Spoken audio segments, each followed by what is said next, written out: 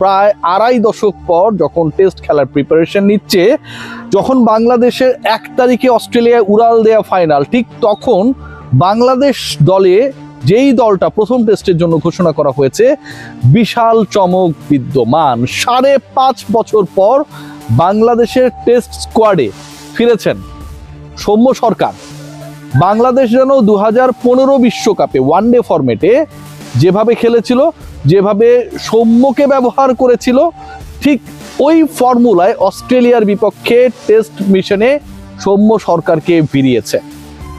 5.5 বছর মানে 2021 ফেব্রুয়ারিতে ওয়েস্ট ইন্ডিজের বিপক্ষে মিরপুরের এই হোম অফ ক্রিকেটের সবশেষ টেস্ট খেলা সৌম্য সরকারের ইনক্লুশন বাংলাদেশ ন্যাশনাল টিমের প্রথম টেস্টের জন্য ঘোষিত স্কোয়াডে বড় চমক। এবং এই চমকটা মানে অনেকেই আলোচনা করতে পারে যে সৌম্য কোথাকার পারফরমেন্সে কি করলো। বাংলাদেশের ক্রিকেটাররা ঘরোয়া ক্রিকেটে কম বেশি সবাই পারফর্ম করেন অথবা করেন না, কিন্তু অস্ট্রেলীয় কন্ডিশনে যখন বাংলাদেশ দল খেলতে যাচ্ছে এবং ওই টাইপের কন্ডিশনে নিউজিল্যান্ডে গিয়ে কিন্তু টেস্টে সৌম্য সরকারের শতক রয়েছে, ঠিক তখন অস্ট্রেলীয় কন্ডিশনে সৌম্য সরকারের ইনক্লুশন ডেফিনেটলি বাংলাদেশের পজিটিভ মাইন্ড সেট আপকে ইন্ডিকেট করে।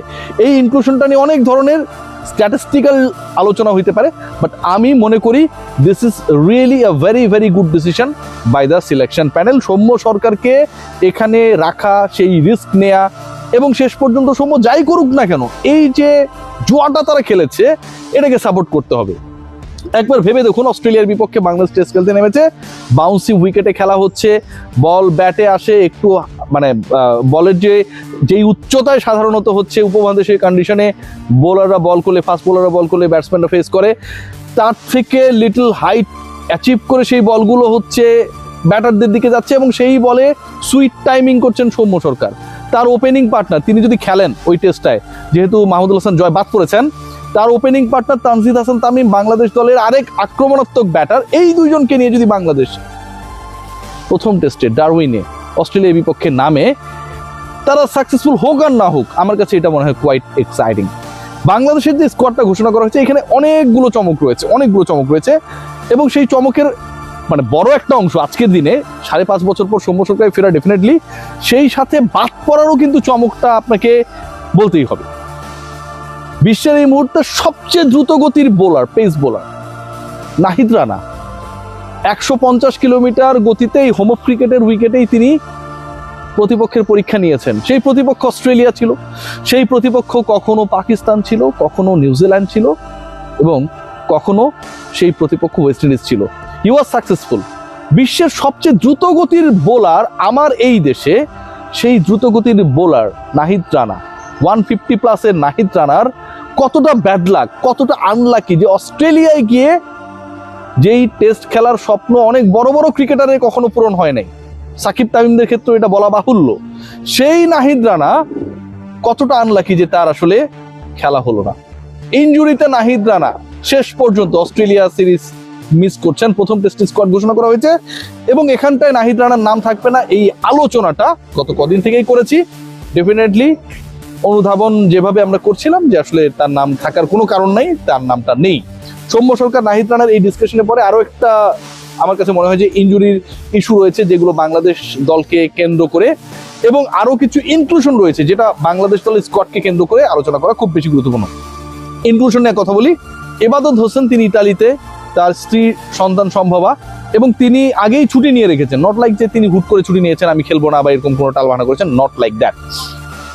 এবাদত হোসেনকে বাংলাদেশ দল কুইক কল করেছে। এবাদত হোসেন এখান থেকে ভিসা নিয়ে, অস্ট্রেলিয়ার ভিসা নিয়ে তিনি দলের সাথে যোগ দেবেন। সো এই যে এবাদতের না খেলার সম্ভাবনা ছিল, তিনি খেলছেন। তাসকিন আহমেদ এলপিএল বাদ দিয়ে এখানটায় চলে এসেছেন। Definitely it's another good sign. Soumya সরকারের ইনক্লুশন, তাসকিনের এলপিএল কে গুড বাই টাটা বলে বাংলাদেশের স্বার্থে, দেশের স্বার্থে মাঠে নেমে পড়ার জন্য প্রস্তুতি। এবং এবাদত হোসেন তিনি জানেন না যে আসলে তার মানে সন্তান ভূমিষ্ঠ হবে কবে, বাট ন্যাশনাল টিমের ডাকে তিনি সেই যে রেসপন্স করলেন, এগুলোকে পজিটিভলি দেখতে হবে। সো এবাদত বাংলাদেশ দলের জন্য আরেকটা স্বস্তির কারণ। কেন বলছি? মাউন্ট মঙ্গানুই টেস্টের কথা মনে আছে না? বাংলাদেশের best ever single test win যদি আপনি বিবেচনা করেন, নিউজিল্যান্ডকে নিউজিল্যান্ডের মাটিতে বাংলাদেশ হারিয়েছিল। এবাদত হোসেন এক ইনিংসে 6 উইকেট নিয়েছিলেন, সেই এবাদত হোসেন। এরপর থেকে মিসিং, ইনজুরি, নানা কারণে শেষ পর্যন্ত এবাদত হোসেনকে আমরা পাচ্ছিলাম না। সো এবাদত হোসেন খেলছেন, এবাদত হোসেন প্রথম টেস্টের দলে রয়েছেন। আমার কাছে মনে হয় this is a very very important news, and তার ইনক্লুশনটা বাংলাদেশের পেস ডিপার্টমেন্টে যে ক্ষতিটা হয়েছে ইনজুরির কারণে, নাহিদ রানারা নেই, সেই জায়গাটা একটা বড় রোল প্লে করবে। আরেকজন পেসার মুশফিক হাসান সুযোগ পাচ্ছেন, তবে তার আলোচনা থেকে আমার কাছে মনে হয় দুজনের না থাকা সেটা একটু আলোচনা করা দরকার। সেই দুজনের একজন আপনারা সবাই জানেন, আমাদের জাতীয় ন্যাশনাল সেট আপের ইম্পর্টেন্ট ক্রিকেটার, এবং টেস্ট সেট আপে মানে তিনি আসলে যেই পজিশনটায় ব্যাট করেন, যেভাবে বাংলাদেশকে বিভিন্ন সময় টেনে তুলেছেন, জাস্ট ইউ ক্যান রিমেম্বার যে পাকিস্তানের বিপক্ষে বাংলাদেশ যখন হোমে টানা 2 টেস্টে জিতলো, ওই টানা 2 টেস্টে জয়ের ক্ষেত্রেও কিন্তু একটা বড় রোল ছিল সেই সময়টায় লিটন কুমার দাসের। ইনজুরির কারণে লিটন কুমার দাস এই টেস্ট সিরিজের প্রথম টেস্টের দলে নেই, এটা বাংলাদেশের জন্য সেটব্যাক, এবং ইনজুরির কারণে প্রথম টেস্টের দলে শরীফুল ইসলামকেও আমরা পাচ্ছি না। ইনক্লুশনের জায়গায় স্যাটিসফ্যাকশন রয়েছে, বাট যারা বাদ পড়ে যাচ্ছেন, যারা ইনজুরির কারণে খেলতে পারছেন না, সেই জায়গাটায় লিটন বলেন, শরীফুল বলেন, নাহিদ রানা, এরা থাকলে বাংলাদেশ দলটা কি চমৎকার, কি ব্যালেন্সড হতো, কি চ্যালেঞ্জিং হতো ফর দ্য অপোনেন্ট, সেটা শেষ পর্যন্ত হলো না। সো ওভারঅল যে টেস্ট দলটা হয়েছে, সেই টেস্ট দল সম্পর্কে যদি আপনাদেরকে একটু একটা গ্লান্স আইডিয়া দেওয়ার চেষ্টা করি, নাজমুল হোসেন শান্ত তিনি ক্যাপ্টেন এবং তার সেই রোলেই থাকার কথা। সৌম্য সরকার একটু আগেই বলছিলাম 5.5 বছর পর included to the national side. Sadman Islam, Tanzid Hasan Tamim, I am very much excited to watch the opening partnership with Soumya and Tanzid Tamim. আমার কাছে মনে হয় দারুণ হবে যদি এটা হয়। সাদমানের জন্য আসলে আমি এই জায়গায় মানে কি বলবো, যে আমি চাইয়ে নিতেছি যে এই দুজন যদি ওপেনার হয়, ডেফিনেটলি সাদমানের প্রতি কোনো ধরনের বিদ্বেষ নেই, তিনিও দারুণ ওপেনার। মুমিনুল হক, অস্ট্রেলিয়া গিয়ে তিনি খেলে টেলে এসেছেন বিভিন্ন ফরম্যাটে। রয়েছেন আমাদের মুশফিকুর রহিম, মিস্টার ডিপেন্ডেবল। রয়েছেন Amit Hasan, Zaker Ali, this is another inclusion. Zaker Ali অনেককে দলে ঢুকানো হয়েছে, এখন এইখানটায় কারণও রয়েছে। দেখুন, আপনার main keeper Liton Kumar Das is not playing for injury, so you need someone যে প্রতিদিন 90টা ওভার কিপিং করতে পারবে। সো সিলেকশন প্যানেলের কাছে আমার কাছে মনে হয় খুব বেশি অপশনস ছিল, unless including Zakir Ali Anik to the squad. So Zakir Ali Anik he is lucky enough যে he is getting another chance, এবং তিনি সব ঠিক থাকলে 11-এও থাকবেন, মানে শুধু স্কোয়াডে না, তিনি একাদশেও থাকবেন, এটা নিয়ে খুব বেশি ডাউট নেই। Mehedi Hasan Miraz, vice captain of the side. Taijul Islam, another spinner. রয়েছেন তাসকিন আহমেদ, একটু আগেই বলছিলাম যে সবচেয়ে বেশি সবসময় স্যাক্রিফাইস করে যে প্লেয়ারটা। হাসান মাহমুদ, খালেদ আহমেদ, এবাদত হোসেন অ্যান্ড মুশফিক হাসান। ওভারঅল নাইমামা থেকে কানাম হওয়া ভালো, স্কোয়াড খুব একটা খারাপ হয়নি। সৌম্য সরকারকে দেখার অপেক্ষা, জাকের আলী অনেক কি করে দেখার অপেক্ষা। অ্যান্ড দিস টেস্ট সিরিজ আমার কাছে মনে হয় will be unfortunate that Nahid Rana will not be there. সবাই ভালো থাকবেন।